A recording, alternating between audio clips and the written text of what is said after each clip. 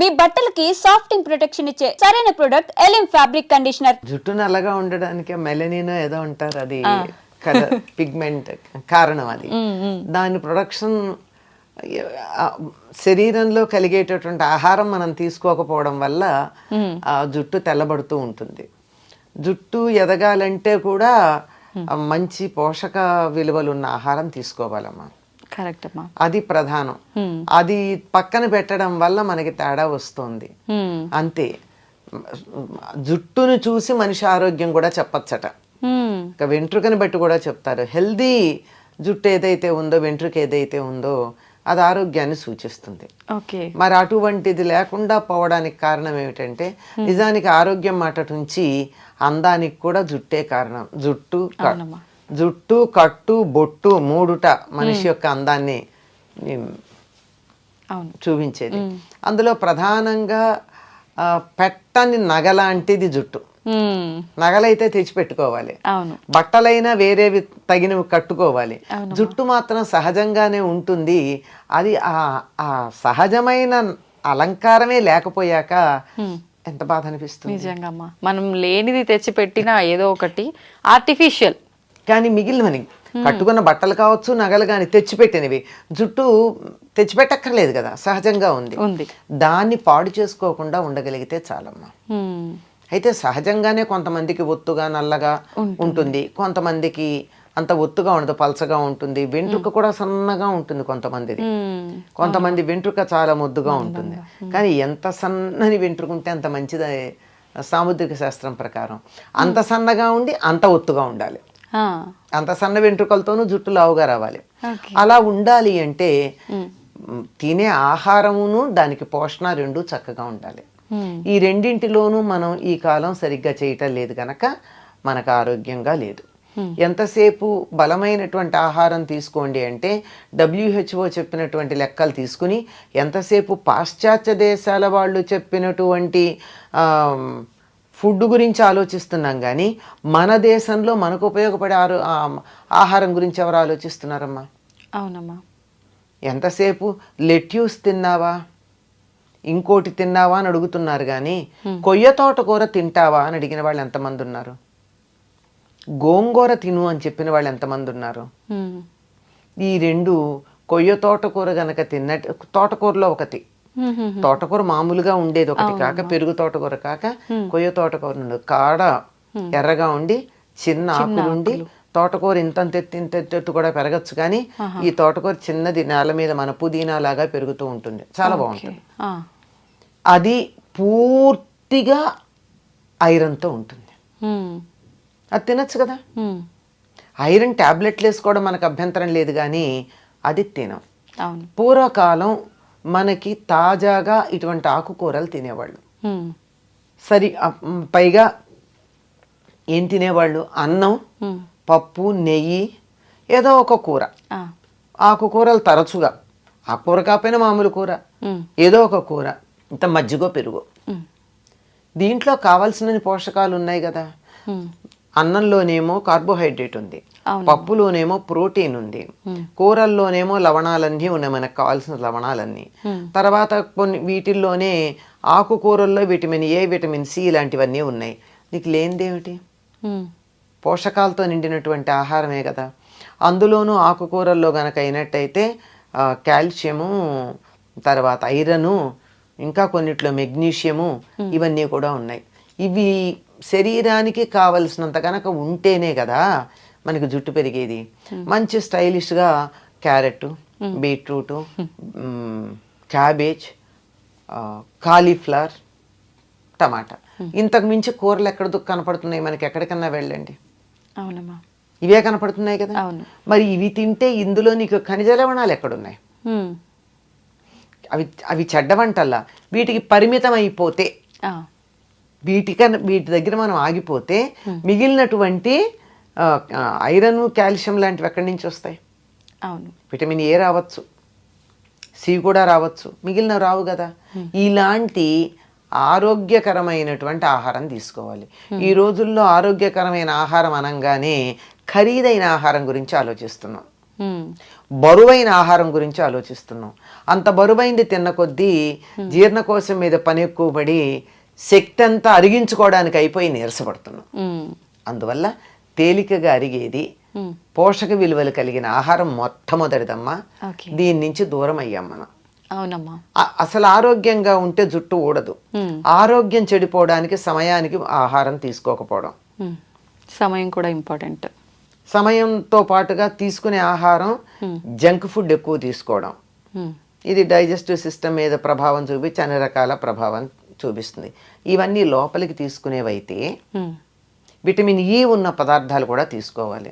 అందుకే ఆల్మండ్స్ తినమంటున్నారు. కొంచెం డబ్బు ఎక్కువ కదా, ఖరీదు ఎక్కువ కదా, అది మంచిది అనుకుంటాం మనం. అవునమ్మా.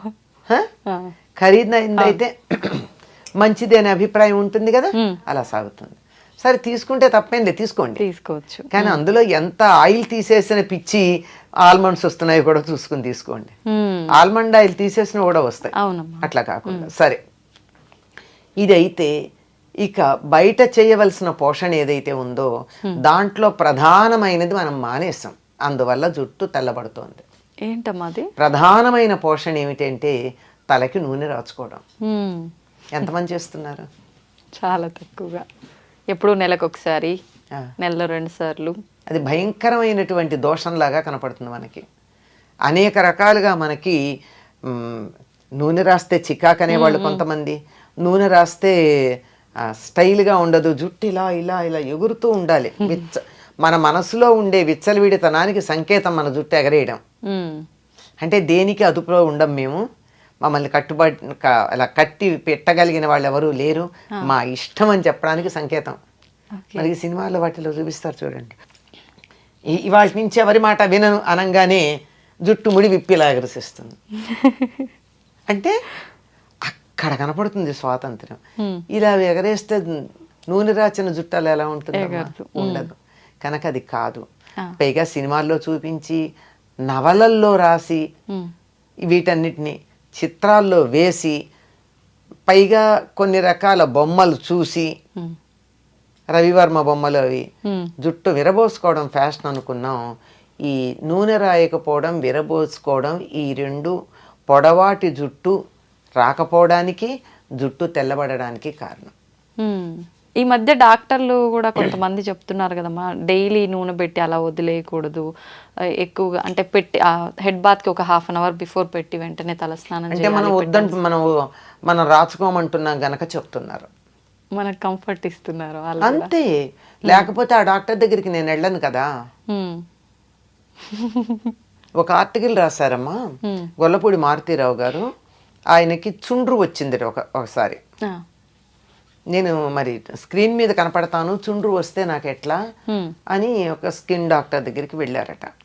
వెడితే ఈయన సెలబ్రిటీ కదా, అందువల్ల మీరు నాకు ఫీజు కట్టి వచ్చారు కనుక నేను ఏదన్నా మందు రాయాలి కానండి, దీనికి మందక్కర్లేదండి అన్నట్ట. అదేమిటండి అంటే, ఇంటికి వెళ్ళి మీరు తలకి నువ్వుల నూనె రాచుకుని కాసేపు ఎండలో కూర్చుని ఆ తర్వాత మీరు ఆ నువ్వుల నూనె వదిలించేసుకోండి. ఇలా మీరు చేసినట్టయితే 4-5 సార్లు చేశాక మీకు రమ్మన్నా, ఎన్నిసార్లు చెప్పాడు ఆయన, చుండ్రు రాదు అని చెప్పాడు. ఆయన రాశారు, ఆయన గొల్లపూడి మారుతీరావు గారు, ఆయన ఒక ఇది కాలం రాస్తూ ఉంటారే, దాంట్లో రాసినటువంటి మాట. ఆయన ప్రపంచ ప్రఖ్యాతిగాంచినటువంటి డెర్మటాలజిస్ట్. ఇది రాసినటువంటి ప్రిస్క్రిప్షన్ రాసిన ఆయన. ఇంటికి వచ్చి ఆ మాట చెప్తే వాళ్ళ నాయనమ్మ తిట్టిందిట, నేను చిన్నప్పటి నుంచి చెప్తూనే ఉన్నాను, బుద్ధి లేదుట్రా అని. అంతే కదా. అంతే. అంచేత వారానికి ఒక్కసారన్నా నువ్వుల నూనె బాగా తలకి పట్టించి కొంచెం సేపు నాని అప్పుడు తలంటి పోసుకోండి. అది ఆ నూనె రాచి పోసుకోమన్నది నువ్వుల నూనె అట్లా చేయడానికి. ఎందుకు నిత్యం నువ్వుల నూనె రాచుకున్నట్టయితే మనకి బాగుండదు, జిడ్డుగా అనిపిస్తుంది, అదంతా అవసరం కూడా లేదు. ఇక మామూలుగా ప్రతిరోజు హాయిగా కొబ్బరి నూనె రాచుకోండి. కొబ్బరి నూనె ఏమీ అంత బరువుగా ఉండదు, తేలిగ్గా ఉంటుంది. రాచుకున్నంత మాత్రాన మనకి ఇబ్బంది కలిగించేది ఏం కాదు. కనుక నూనె రాచుకుంటే జరిగేది ఏమిటో చెప్తా. నూనె రాచుకుని మనం ఎండలోకి వెళ్ళినట్టయితే ఆ నూనె వెంట్రుక మీద ఉన్నటువంటి నూనె సూర్యుడి నుంచి వచ్చేటటువంటి అల్ట్రావైలెట్ కిరణాలని రిఫ్లెక్ట్ చేస్తుంది, లోపలికి రాదు, రానియదు, అందువల్ల జుట్టు తెల్లబడదు. ఓకే. దానిపైన ఉన్నటువంటి మెలనిన్ పొరని అది పాడు చేయదు, నలుపు రంగుని. ఓకే. అందువల్ల తొందరగా నల్లబడదని పెద్దవాళ్ళు చెప్పిన మాట. ఇది మనకి నచ్చదు గనక ప్రత్యామ్నాయాలకు పెడుతూ ఉన్నాం. కనుక మీరు ఇలా ఫోన్ తీసి యూట్యూబ్ గనక ఏది కావాలని మీరు యూట్యూబ్ కోసం సెర్చ్ చేద్దామని నొక్కినా వెంటనే వచ్చేది నల్లని జుట్టు, 10 నిమిషాల్లో మీ జుట్టు నల్లబడేది అనేవే కొన్ని వందలు వస్తున్నాయి. అవునమ్మా కదా. తర్వాత ఇంకొకటి ఏమిటంటే, తలకి నూనె పెట్టుకోవడం వల్ల మెదడుకు చలవతనం ఉంటుంది. మెదడు మనం ఎక్కువ మనసుతో పనిచేసే వాళ్ళు తలకి నూనె పెట్టుకోవాలి. లేకపోయినట్టయితే మెదడు యాక్టివిటీ ఎక్కువయ్యి వేడి వచ్చి ఆ వేడి ఇక్కడి నుంచి బయటకు వచ్చే జుట్టు తెల్లబడిపోతూ ఉంటుంది. అందుకే పరీక్షలు అది అయినప్పుడు ఇంట్లో పెద్దవాళ్ళు ఏం చేసేవాళ్ళు, మా పూర్వం బాగా చదువుకుంటే పరీక్షలు అయిపోయిన ఆయన మెదడు బుర్ర వేడెక్కినట్టుందని చెప్పి ఆమోదం పెట్టేవాళ్ళు. ఇలా పెడుతుంటే అలా ఇదైపోతుంది, అందులో ఏముండకుండా ఆవిరైపోతుంది, ఇంకిపోతుంది. పరీక్షల్లో ఇప్పటికైనా సరే వారానికి ఒకసారి కానీ తలకి ఆముదం పెట్టుకోగలిగినట్టయితే జుట్టు ఎట్లా పెరుగుతుందో మీకే తెలుస్తుంది. అంటే నల్లబడుతుందని నేను చెప్పలేను, ఎందుకంటే నల్లబడ్డం అనేది మనం చాలా వాటికి రకరకాల పనులు చేస్తున్నాము, వయసు కూడా ఒక ప్రభావం ఉంటుంది. కనుక ఆముదం పెట్టుకుని చూడండి, మంచి ఆముదం, డెఫినెట్లీ జుట్టు పెరగడంలో తేడా ఉంటుంది. కాకపోతే ఆముదం పెట్టుకుంటే కొంచెం జుట్టు అతుక్కుపోయినట్టు అనిపిస్తుంది. మరి అవ్వా కావాలి బొవ్వా కావాలంటే ఎట్లాగండి. అవునమ్మా. అందువల్ల మీకు రేపు ఏ కార్యక్రమం లేదు అని అనుకున్న రోజున, ఇంట్లోంచి కదలక్కర్లేదు అనుకున్న రోజున, ఇవాళ మధ్యాహ్నమో రాత్రో కనీసం ఒక 24 గంటలు నానితే చాలా బాగుంటుంది. ఆ ఆముదం పెట్టుకుని ఆ తరువాత అప్పటికి లోపలికి పెడుతుంది, మెదడుని చల్లబరుస్తుందమ్మా. జుట్టు తెల్లబడడానికి ఊడడానికి ఉన్న కారణాల్లో ఒకటి ఏమిటంటే మానసికమైనటువంటి ఎక్సర్సైజ్ ఎక్కువ. ఆలోచించినా, బాధపడినా, దుఃఖపడినా, ఏడిచినా, రోగం వచ్చినా జుట్టు ఊడిపోతుంది. అవునమ్మా. ఎందుకంటే మెదడు యాక్టివిటీ ఎక్కువ ఉంటుంది కనుక. అది చల్లబరచడానికి పనికొచ్చేటటువంటిది ఆముదము, నువ్వుల నూనె. రెండు నువ్వుల నూనెకున్న లక్షణం ఏమిటంటే లోపల దాకా, ఎముకల లోపల నుంచి కూడా లోపలికి వెళ్ళగలదు, ఫాలికిల్ దాకా వెళ్ళగలదు, హెయిర్ రూట్ దాకా వెళ్ళగలదు, కుదుళ్ళు అంటారు, కుదుళ్ళ దాకా వెళ్ళగలదు. కనుక అలా వెళ్ళి జుట్టు బాగుంటుంది. ఇది చేయడం ఇబ్బందికరంగా అనిపిస్తోంది కనుక కొన్ని కావాలంటే కొన్ని చేయాల్సిందే. వారానికి ఒకసారి ఆముదం పెట్టుకుని చూడండి, మంచి ఆముదం. ఓకే. తలంతా కాకపోయినా కలిసి మాడు పట్టును పెట్టుకుని చూడండి, చల్లగా. ఇలా పెట్టుకుంటేనే ఇలా కళ్ళు చల్లగా అనిపిస్తాయి మనకి. అది మరి అంత చల్లదనం కలిగిస్తూ మనం ఇంత పని చేస్తూ, ఎంత ఎండల్లో తిరుగుతూ, ఇంత టెన్షన్స్ పడుతున్నప్పుడు జుట్టు ఊడకుండాను తెల్లబడకుండాను ఉండమంటే ఎట్లాగమ్మా? దానికి కొద్దిగా బలం ఇవ్వాలి కదా మనం. దాన్ని వాడుకుంటున్నప్పుడు దాన్ని రిప్లెనిష్ చేయాలి కదా. అలా చేస్తే ఇలా ఉంటుంది. చాలా మంది ఈ మధ్య కాలంలో జుట్టు పెరగడం కోసం అని చెప్పి రకరకాల ఆయిల్స్ తయారు చేస్తున్నారు కదమ్మా. నిజంగా అలా తయారు చేసి పెట్టుకున్న ఆయిల్స్ వల్ల ఫలితం ఉంటుందంటారా? మరి ఎలా తయారు చేశారో తెలియదు కదమ్మా. కానీ కొన్ని జుట్టుని పెంచగలిగిన లక్షణాలు ఉన్నవి కొన్ని ఉన్నాయి. ఉదాహరణకి పొన్నగంటాకు, గుంటకలగరాకు, తర్వాత గడ్డి చామంతి అంటారు, ఇక్కడ పలకాకు అంటారు, అది నలుపు రంగు ఇస్తుంది. చామంతి పూలాగా, చామంతి బంతి పూలలాగా చిన్న చిన్న ఉంటాయి అది. తర్వాత సరస్వతి ఆకు, తర్వాత ఉసిరిగా, ఇవన్నీ జుట్టు పెరగడానికి సహకరిస్తాయి.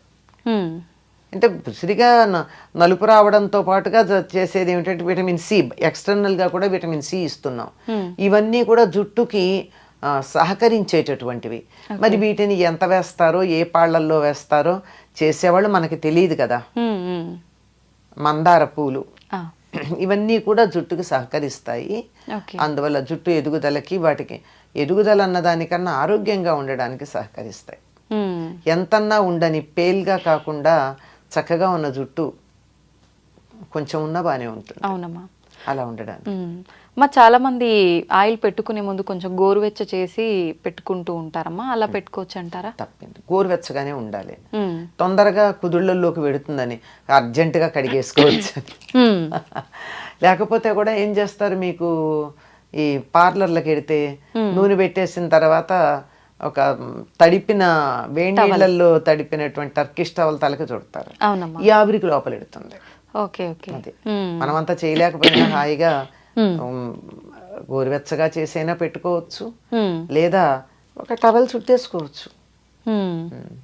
ఎందుకంటే లోపలికి ఇంకడానికి. ఓకే. తరచుగా రాసుకునే వాళ్ళకి సమస్య లేదమ్మా. లేదు. అమ్మ, ఈ జాగ్రత్తలన్నీ తీసుకున్న తర్వాత మనం నార్మల్గా శీకాకాయ, కుంకుడుకాయలు ఇవి వాడాలంటారు.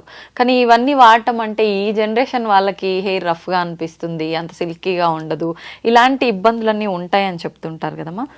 ఎట్లా జాగ్రత్తలు తీసుకోవాల్సినవన్నీ తీసుకున్నాం. షాంపూ వాడచ్చు అంటారా, పర్వాలేదా? సూట్ అయితే వాడచ్చమ్మా. ఒకసారి టెస్ట్ చేసుకుని చూడండి. హెయిర్ స్మూత్గా ఉండాలి అంటే ఒక మందారాకులు 4 తీసుకుని మెత్తగా గనక చేస్తే అసలు జిగురు వస్తుంది.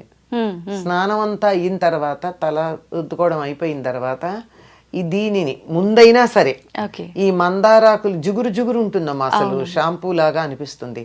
అది కానీ తలకి పెట్టేసుకున్నట్టయితే, పెట్టుకుని స్నానం చేయాలి, అది పెట్టుకుని ఉంచరు.